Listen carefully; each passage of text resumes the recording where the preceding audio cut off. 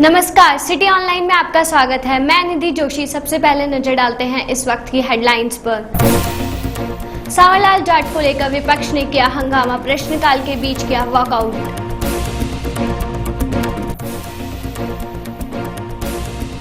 प्रदेश के विद्यार्थी मित्रों ने विधानसभा के बाहर किया प्रदर्शन, भारी पुलिस जाब्ता रहा तैनात।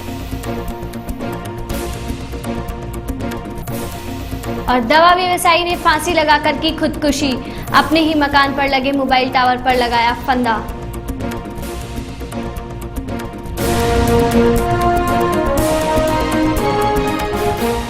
और अब खबरें विस्तार से। कांग्रेस विधायक सरकार के खिलाफ सांवरलाल जाट के विधायक होने और सरकार के अस्तित्व को लेकर खड़े किए गए मुद्दे पर पीछे हटने को तैयार नहीं है।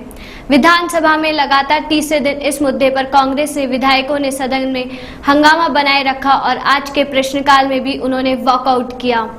मंगलवार को विधानसभा में जैसे ही प्रश्नकाल शुरू हुआ, जलदाय विभाग से जुड़ा विधायक अनीता सिंह का प्रश्न था।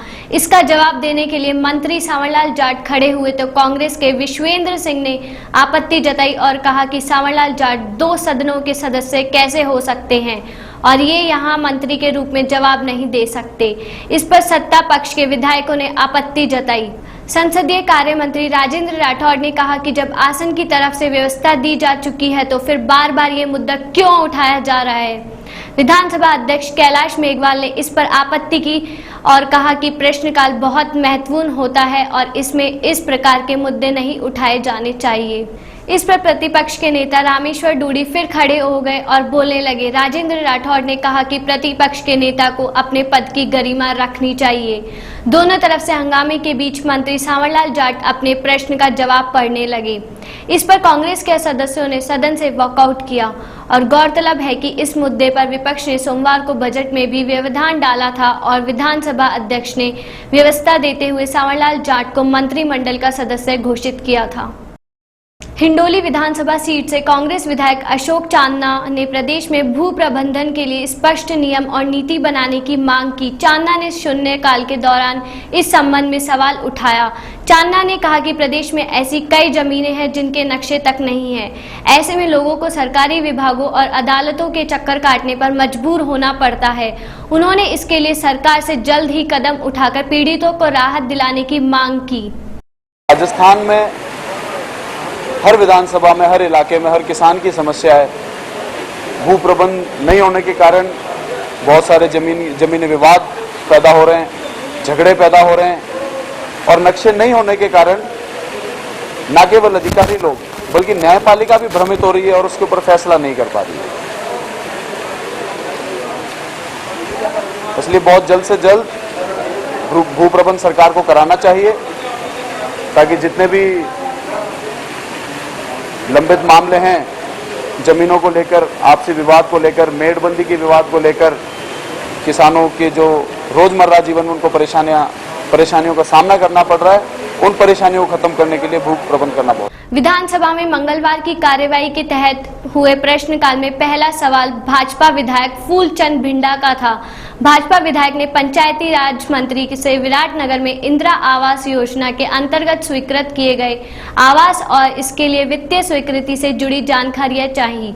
जवाब में पंचायती राज मंत्री गुलाब चंद कटारिया ने सदन में कहा कि स्वर्ण जयंती ग्राम स्वरोजगार योजना को अब राष्ट्रीय ग्रामीण आजीविका मिशन योजना के रूप में संचालित किया जा रहा है। इसके तहत राज्य में फिलहाल 34 ब्लॉक में महिलाओं के स्वयं सहायता समूहों को लाभ दिया जा रहा है। इस योजना का हर साल विस्तार किया जाएगा और आगामी 10 वर्ष में 100% ब्लॉकों को इसमें सम्मिलित कर लिया जाएगा। पंचायती राज मंत्री ने कहा कि इस योजना का नाम ही नहीं बदला है बल्कि पूरे ढांचे में ही बदलाव किया गया है। हवाले किया था इंदिरा आवास योजना, जो गरीबों के लिए बीपीएल परिवारों को 2 कमरे बनाकर देने वाली स्कीम है। उसमें 7-8 साल से कार्यक्रम चल रहा है, लेकिन पहली किस्त तो दे दी जाती है, उसके बाद उनके घर पूरे होते नहीं और उसको कर्मचारी वर्ग, अधिकारी वर्ग टहलाते रहते हैं। और उसकी प्रक्रिया को ऐसे बना दिया कि पहले वो बनाएगी, आधा बनाएगी, उसके बाद में लिख कर देगी, उसके बाद निरीक्षण होगा और निरीक्षण होने के बाद जिला परिषद को आएगा ऑनलाइन और उसके बाद दूसरी किस्त जारी होगी, फिर तीसरी किस्त जारी होगी। लेकिन व्यवहार में ऐसा देखा गया है कि पहली बात तो 31 मार्च को ऑर्डर निकलते हैं कि तुम्हारा इंदिरावास स्वीकृत हो गया। उसके बाद में 10-11 महीने तक वो जो भी होता है गरीब वो किसी ठेकेदार से बनवाता है। अब ठेकेदार ऐसा तो कर नहीं सकता कि वो वहाँ बैठा रहे दूसरी किस्त के लिए चक्कर लगाते रहते हैं। फिर वो 2-4 महीने बाद जब उनकी जेब गर्म हो जाती है कर्मचारियों की, तब जाकर वो उसकी निरीक्षण करने जाते हैं। 11-11 महीने 12-12 महीने रिकॉर्ड पर आया, आज 11-12 महीने बाद आता है। उसके बाद फिर तीसरी किस्त के लिए लटकता रहता है, लिख देते हैं अभी उसका छत नहीं पड़ी, तीसरी किस्त नहीं दे सकते। तो जब छत पैसा होता तो छत ही डाल लेती। इस प्रकार का विषय था। और उसमें मंत्री जी ने भी खुद ने विराटनगर का तो इतना नहीं, लेकिन वो करें उससे भी ज़्यादा स्थिति बहुत बड़ा खराब है। जहाँ का पहले 5 साल तक मंत्री रहा है वहाँ तो वर्षों से लोगों के बकाया है, दूसरी किस्त मिली ही नहीं है। भरतपुर और अलवर को उनके अधिकार का सीकरी बांध का पानी नहीं मिल रहा है। ये मामला विधानसभा में उठाया भाजपा और अलवर के विधायकों ने। भरतपुर नगर विधानसभा सीट से भाजपा विधायक अनीता सिंह ने प्रश्नकाल में सरकार से जानना चाहा कि रूपा रेल नदी पर बने सीकरी बांध के पानी को लिफ्ट करने की योजना की प्रगति क्या है, साथ ही बांध का कितना फीसदी पानी उनके क्षेत्र को मिल रहा है। अनीता सिंह के सवाल पर अलवर विधायक ने भी जोड़ते हुए कहा कि उनका विधानसभा क्षेत्र भी बांध के उस पानी के हिस्से से वंचित है जो उसके अधिकार क्षेत्र में आता है। जवाब में जल संसाधन मंत्री सांवरलाल जाट ने कहा कि पहाड़ी डिस्ट्रीब्यूटरी के माध्यम से सीकरी बांध में पानी को लिफ्ट करने की योजना का सर्वे कार्य कंसल्टेंसी फर्म ने अभी तक पूरा नहीं किया है। उन्होंने 1 महीने में सर्वे रिपोर्ट के नहीं आने पर फर्म के विरुद्ध लापरवाही के मामले में कार्रवाई की जाएगी। वहीं भरतपुर अलवर को उनके हिस्से का पानी मिलने के मामले में जल संसाधन मंत्री ने कहा कि इस मामले में किसी वरिष्ठ अधिकारी से जांच करवाई जाएगी और दोषी पाए जाने वालों पर कड़ी कार्रवाई की जाएगी। बिल्कुल, जो रूपा रेल का पानी अलवर से भरतपुर पे आता है और प्रश्न के जवाब में सरकार ने भी स्पष्ट लिखा है कि उसमें 55% पानी भरतपुर का है और वो हमको नहीं मिल रहा है। तो हम इसकी मांग उठा रहे थे कि भाई विद इन स्टेट्स जो जल विवाद है उसको सरकार को जल्दी से जल्दी सुलझाना चाहिए ताकि पेयजल संकट जो है हमारे क्षेत्र का दूर हो सके। हाँ नहीं, बिल्कुल अलवर वाले विधायक का भी था, हमारा भी था, क्योंकि दोनों रूपा रेल से संबंधित था। और जहाँ तक मेरी जानकारी है अलवर में जो जैसलमेर बांध है उस पर बोरिंग लगे हुए हैं। उन बोरिंग से वहाँ के आसपास के किसान जो है अपनी ज़मीन की सिंचाई कर रहे हैं और उसमें पेयजल के लिए उपलब्ध कराना होता है अलवर को भी और हमारे हिस्से का भरतपुर तक वो हिस्सा जो आता है उसको भी कराना पड़ता है।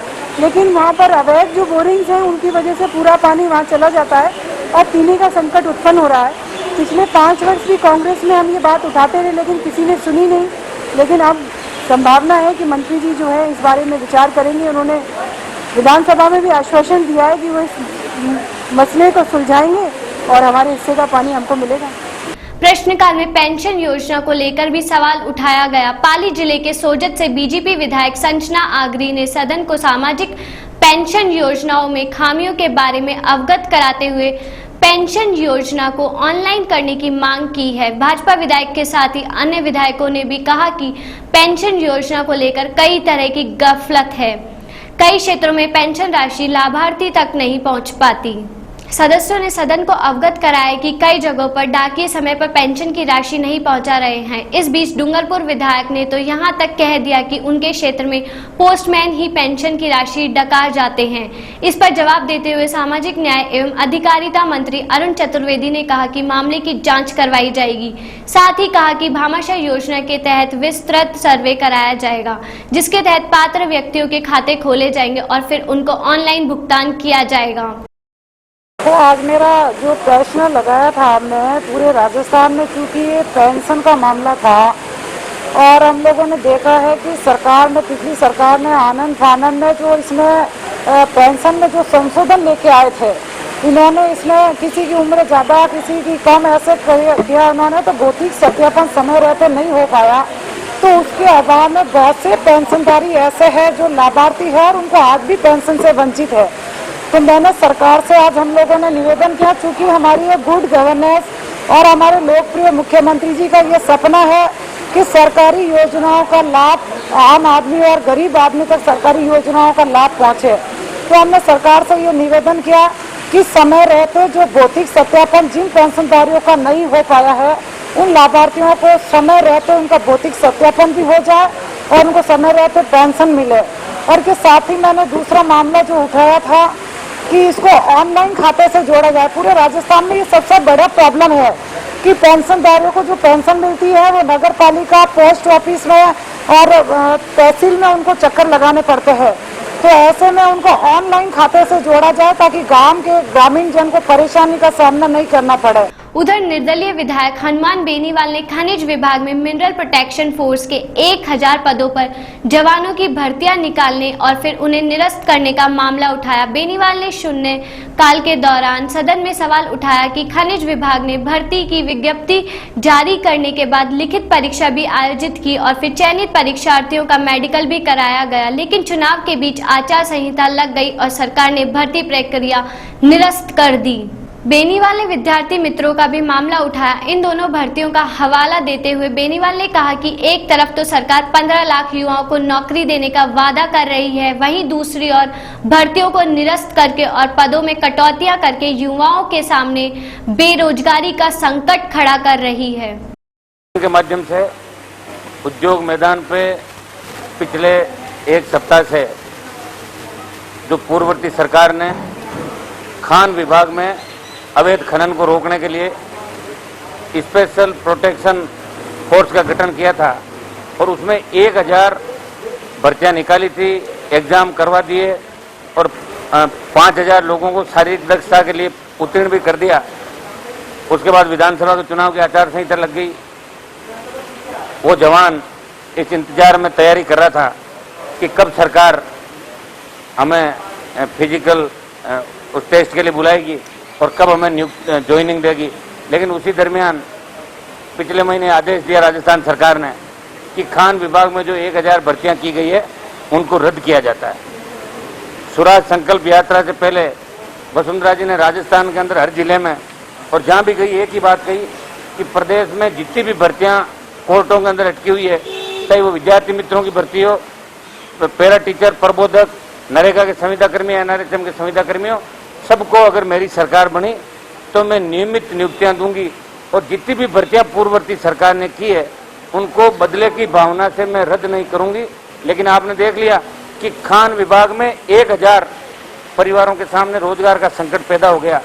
आज एक सप्ताह हो गया, सरकार का कोई मंत्री या कोई प्रतिनिधि उनसे बात करने को तैयार नहीं है।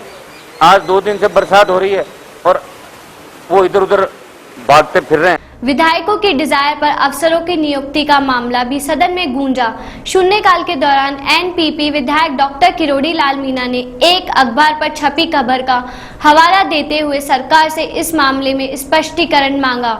उन्होंने सरकार की इस मंशा पर कड़ा ऐतराज जताते हुए कहा कि इस व्यवस्था से भ्रष्टाचार को बढ़ावा मिलेगा। साथ ही डॉक्टर किरोड़ी मीणा ने यह भी आरोप लगाए कि सरकार की यदि अफसरों की नियुक्तियां उनकी डिजायर से करेगी तो यह अफसरशाही का राजनीतिकरण होगा। मीणा ने सरकार से इस पर भी स्पष्टीकरण चाहा कि यदि ऐसी व्यवस्था लागू होती है तो फिर क्या सभी विधायकों की डिजायर ली जाएगी या फिर सत्ता पक्ष और चहेते विधायकों की सिफारिश पर अफसरों की नियुक्तियां होंगी। मैं सभी सत्ताधारी दल के विधायकों को कहा है कि आप अपने इलाके में कौन कौन अधिकारी कर्मचारी लगाना चाहते हैं उसकी डिजायर बना के दें, उनकी लिख के दें। जो चाहे भ्रष्ट अधिकारी हो, चाहे निकम्मा हो, चाहे आरोपित हो, जिस किसी की भी लिख के सत्ताधारी दल का विधायक देगा उसकी पोस्टिंग फील्ड में की जाएगी। ये पूरी तरह से अफसरशाही का, कर्मचारियों का राजनीतिकरण है, बीजेपीकरण है। और एक नई व्यवस्था जो बाकायदा मीडिया में छपी है ये पक्षपातपूर्ण है। पहले बात तो ऐसी व्यवस्था होनी नहीं चाहिए कि कोई एमएलए लिखे उसके आधार पर उसको अधिकारी कर्मचारी को पोस्ट किया जाए। और अगर ये अपरिहार्य है तो पूरे 200 विधायकों से डिजायर ली जानी चाहिए। सबके डिजायर के आधार पर केवल डिजायर मात्र पे अधिकारी को पोस्टिंग नहीं कर देना चाहिए, उसका कंडक्ट देखना चाहिए, उसका सर्विस कैसी रही ये देखना चाहिए, तब पोस्टिंग करना चाहिए। लेकिन पहली बार राजस्थान में बीजेपीकरण हो रहा है, राजनीतिकरण हो रहा है अधिकारियों का, भ्रष्टाचार को बढ़ावा दिया जा रहा है और निकम्मे भ्रष्ट अधिकारी एमएलएज के साथ मिलकर जब पोस्टिंग पाएंगे तो राजस्थान की जनता लुटेगी, जिसका हमने सदन में विरोध किया। राज्य के सरकारी विद्यालयों में कार्यरत विद्यार्थी मित्र शिक्षक अपनी मांगों को लेकर उद्योग मैदान से विधानसभा तक रैली निकाली और प्रदर्शन किया। विद्यार्थी मित्रों का कहना है कि जब तक हमारी मांगे पूरी नहीं हो जाती तब तक हम विधानसभा पर ही डटे रहेंगे। इस मौके पर काफी संख्या में पुलिस बल भी सुरक्षा में तैनात था। इस मौके पर कर्मचारी नेता महेंद्र सिंह भी वहां पहुंचे और विद्यार्थी मित्रों को संबोधित किया। गौरतलब है कि सोमवार को भी उद्योग मैदान में से दूसरे गुट ने रैली निकाली थी। प्रदेश के 26,000 विद्यार्थी मित्र जिनको सरकार ने सरकारी विद्यालयों में पिछले 7 साल से लगा रखा था और जिस सरकार ने वसुंधरा राज्य सरकार ने इन विद्यार्थी मित्रों को लगाया था, इन विद्यार्थी मित्रों की उनसे आस्था थी कि वसुंधरा राज्य सरकार आएगी और इन विद्यार्थी मित्रों को नियमित करेगी और समायोजित करेगी, मांगों में समस्याओं का समाधान करेगी। परंतु जैसे वसुंधरा राज्य सरकार आती है, इन विद्यार्थी मित्रों का समस्याओं का समाधान करने की तो दूर की बात, बल्कि इस वसुंधरा राज्य सरकार ने इन विद्यार्थी मित्रों को पिछले 2 महीने से बेरोजगार करके रख रखा है। आज इन विद्यार्थी मित्रों के सामने रोजी रोटी का सवाल पैदा हो गया है, इनके सामने अपने बच्चे और अपने परिवार के पालन पोषण का सवाल पैदा हो गया है। इसी को लेकर पूरे प्रदेश के विद्यार्थी मित्र आक्रोशित हैं और आज 22 गोदाम से लेकर विधानसभा तक हमने एक सरकार के लिए एक चेतावनी रैली निकाली है कि सरकार तक हमारी आवाज पहुंचे और सरकार हमारी मांगों में समस्याओं का समाधान करे। इसी संदर्भ में अभी विधानसभा पर माननीय का शिक्षा मंत्री महोदय कालीचरण जी सराफ से हमारी मुलाकात हुई, जिसमें उन्होंने स्पष्ट कहा है कि आज 5 साढ़े 5 बजे तक एक उनकी मीटिंग है और उस मीटिंग में वो निर्णय करेंगे कि विद्यार्थी मित्रों का रोजगार का आदेश करना है या नहीं करना। यदि वो आदेश हो जाता है तो विद्यार्थी मित्र सरकार की जय जयकार करते हुए यहाँ से चले जाएंगे, अन्यथा वो आदेश यदि नहीं होता है तो ये विद्यार्थी मित्र खाली हाथ इस विधानसभा से जाने वाले नहीं है और जब तक हमारी समस्याओं का समाधान नहीं होगा ये विद्यार्थी मित्र यहीं डटे रहेंगे। विद्यार्थी मित्र अपनी रोजी रोटी के लिए यहाँ सरकार से गुहार करने आए हैं और महासंघ का प्रदेश अध्यक्ष होने के नाते हमारा धर्म बनता है, हमारा फर्ज बनता है कि हम अपने कर्मचारियों के साथ कंधे से कंधा मिला करके रहें और हम उनके सुख में दुख में और हम इनके साथ हैं। और निश्चित रूप से आज सरकार को सोचना चाहिए कि किसी को रोजगार देना बहुत बड़ी बात है, लेकिन रोजगार से बेरोजगार करना कितनी दुखद बात है। इसलिए आज इन विद्यार्थी मित्रों की सरकार भावनाओं को समझे और भावनाओं को समझते हुए कोई निर्णय करे, कोई संवेदनशीलता दिखाए, कोई बड़प्पन दिखाए। और ये जो है विद्यार्थी मित्र है, कोई बहुत बड़ी मांग कोई ऐसा नहीं कर रहे हैं कि कोई सरकार से ऐसी कोई अनहोनी मांग कर रहे हो कि जो पूरी नहीं हो। सिर्फ और सिर्फ बात है तो उनके एक्सटेंशन की बात है, उनके रोजी रोटी की बात है। हम सरकार से आग्रह करते हैं कि उनकी मांगों पर विचार करें और बड़प्पन दिखाते हुए अपना जो है आदेश कराएं, जिससे यहाँ से कर्मचारी जाने की स्थिति में हो। जवाहरनगर के सेक्टर 5 में सोमवार देर रात को एक दवा व्यवसायी ने अपने मकान की छत पर लगे मोबाइल टावर पर फंदा लगाकर खुदकुशी कर ली। घटना का पता चलने पर व्यवसायी के ससुराल पक्ष ने पुलिस को सूचना दी। इसके बाद सुबह करीब 9 बजे जवाहरनगर थाना पुलिस मौके पर पहुंची, तब नागरिक सुरक्षा के जवानों की मदद से शव को नीचे उतारा गया। फिलहाल खुदकुशी के वास्तविक कारणों का पता नहीं चल सका है। पुलिस के मुताबिक मृतक अभिनव जैन की किशनपुर बाजार में विमल मेडिकल हॉल के नाम से दुकान है। ससुराल पक्ष के मुताबिक अभिनव अपनी पत्नी अमृता के साथ सोमवार रात करीब 10:30 बजे चांदपुर में निंदड़ राव का रास्ता स्थित अपने ससुराल से घर आया था। तब उसकी पिता से कहा सुनी हो गई। इसके बाद वह ऊपर दादी के पास कमरे में चला गया। उसकी पत्नी नीचे कमरे में थी। संभवतः देर रात को अभिनव मकान की दूसरी मंजिल पर लगे मोबाइल टावर पर चढ़ गया। उसने चादर से फंदा बांधकर खुदकुशी कर ली। सुबह करीब 8:30 बजे टावर के बीच फंदे पर लटका देखकर अभिनव के साड़ू दिनेश और अन्य ससुराल पक्ष मौके पर पहुंचे और पुलिस को सूचना दी। अभी तो लाश को उतरवाकर सैटेलाइट हॉस्पिटल में मोर्चरी में रखा हुआ है। प्रथम दृष्टया हैंगिंग का मामला है। अब जहाँ से पता चलेगा कि इसने आत्महत्या क्यों की है, बाद पोस्टमार्टम घर वालों के बयान लेंगे, ससुराल पक्ष के बयान लेंगे, उस तथ्य पे जाएंगे कि किस वजह से इसने आत्महत्या की है। घर वालों ने ये बताया कि मेडिकल शॉप करता था ये और कुछ उधारी वगैरह काफ़ी हो गई थी, तो इसके लिए फादर ने अभी कुछ पैसे भी चुकाए थे। बात तो प्रथम दृष्टया यही बताई है, वरना इनकी तरफ से तो पूरा कोऑपरेशन था, सहयोग था। और उसने क्यों किया है ये जांच का विषय है। अब तक तो ऐसी कोई बात सामने नहीं आई है। परिवार लंबा चौड़ा नहीं है। इसकी जो दादी है जो 6 बजे ही मंदिर चली गई थी और करीब 8:30 बजे आई थी।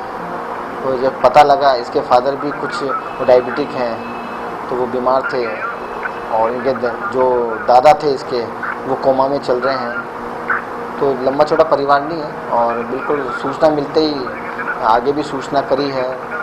बजाज नगर थाना इलाके में स्थित गांधीनगर रेलवे स्टेशन के समीप टोंक फाटक के पास बीती रात प्रतियोगी परीक्षाओं की तैयारी कर रहे एक युवक की ट्रेन की चपेट में आने से मौत हो गई। सूचना मिलने पर पुलिस मौके पर पहुंची और शव को पोस्टमार्टम के लिए अस्पताल भिजवाया। मृतक की शिनाख्त गंगानगर निवासी साहिल के रूप में हुई।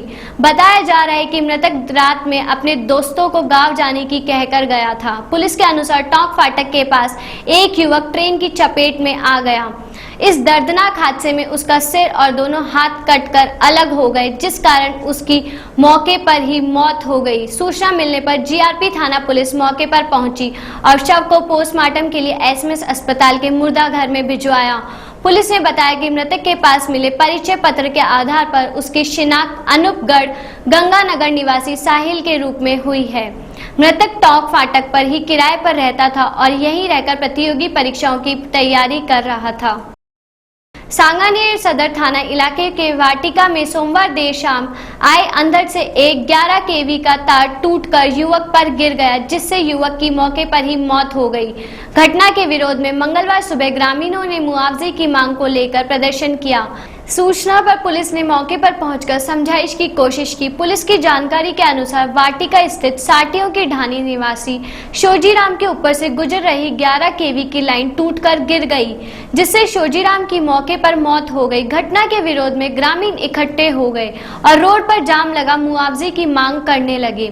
सांगानेर सदर पुलिस ने मौके पर पहुंच ग्रामीणों से समझाइश की। ग्रामीणों का आरोप है कि विभाग के कर्मचारियों को बिजली के ढीले तारों के बारे में कई बार सूचित कर दिया गया, उसके बाद भी कार्रवाई नहीं हुई। अगर विभाग के कर्मचारी समय रहते चेत गए होते तो ये हादसा नहीं होता।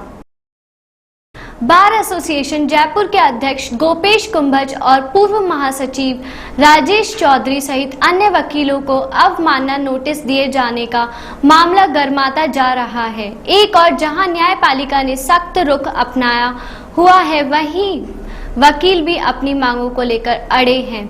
अवमानना मामले से नाराज जिले के वकीलों ने 9 जुलाई से कार्य बहिष्कार कर रखा है। वहीं दी बार एसोसिएशन की ओर से आज प्रेस कॉन्फ्रेंस कर आगामी रणनीति के लिए बुधवार को वकीलों की महापंचायत बुलाने का ऐलान किया है और आंदोलन जारी रखने का फैसला किया है।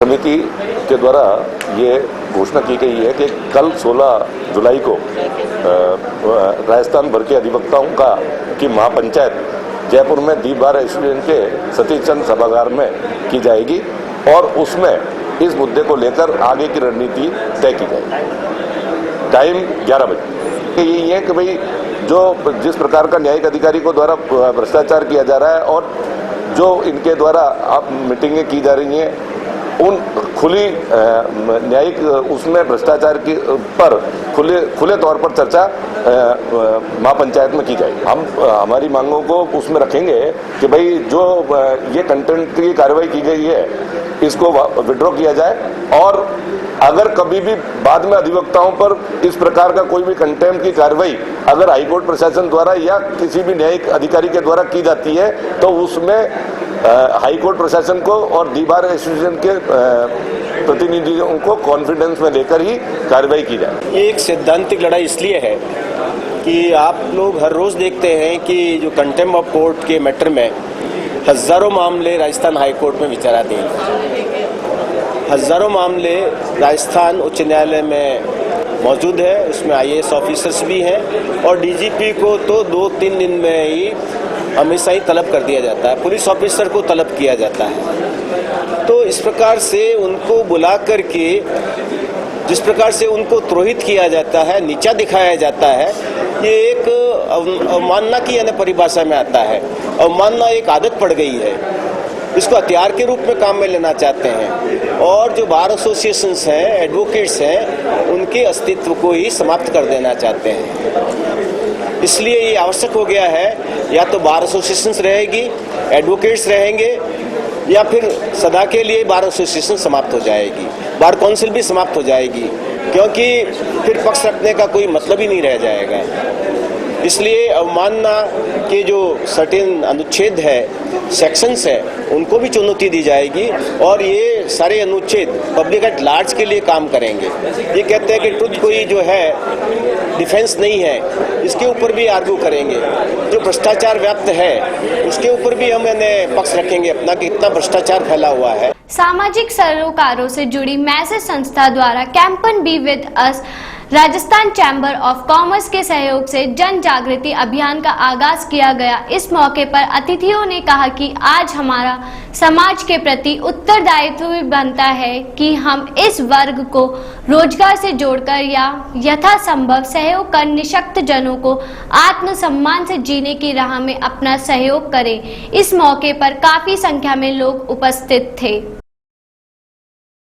शिक्षा के माध्यम से, वोकेशनल एजुकेशन के माध्यम से, जिससे उसको रोजगार सुलभ हो। विकलांगता अभिशाप नहीं है, प्रभु का वरदान है। वो वरदान इसलिए मुख्य है कि मैं ऐसे संस्थान से जुड़ा हूँ। एक अनुराग संगीत संस्थान है, इसके डायरेक्टर हैं नेत्र ज्योति होते रहेंगे, लेकिन उनके परिवार में सबके ज्योति है। एक महिला ने आके बढ़कर ये जानते हैं कि इनकी नेत्र ज्योति नहीं है, उनसे विवाद किया।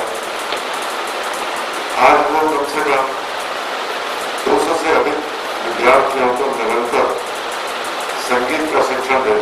मालवीय नगर के सेक्टर 9 स्थित अमित भारद्वाज पार्क में शहीद अमित भारद्वाज की प्रतिमा के समक्ष श्रद्धा सुमन अर्पित किए गए। शहीद अमित भारद्वाज की 15वीं पुण्यतिथि के मौके पर उनके परिजनों और उपस्थित लोगों ने भावभीनी श्रद्धांजलि दी।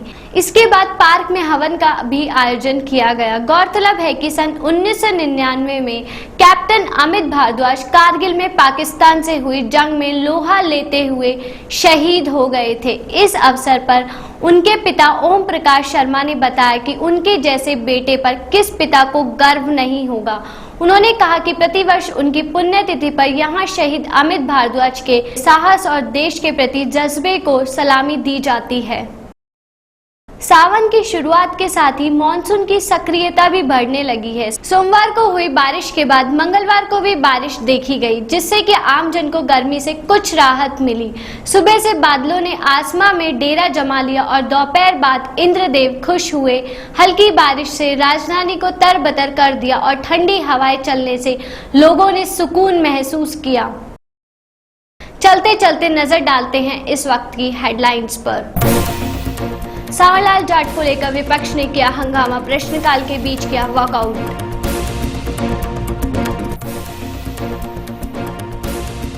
प्रदेश के विद्यार्थी मित्रों ने विधानसभा के बाहर किया प्रदर्शन, भारी पुलिस जाब्ता रहा तैनात। और दवा व्यवसायी ने फांसी लगाकर की खुदकुशी, अपने ही मकान पर लगे मोबाइल टावर पर लगाया फंदा।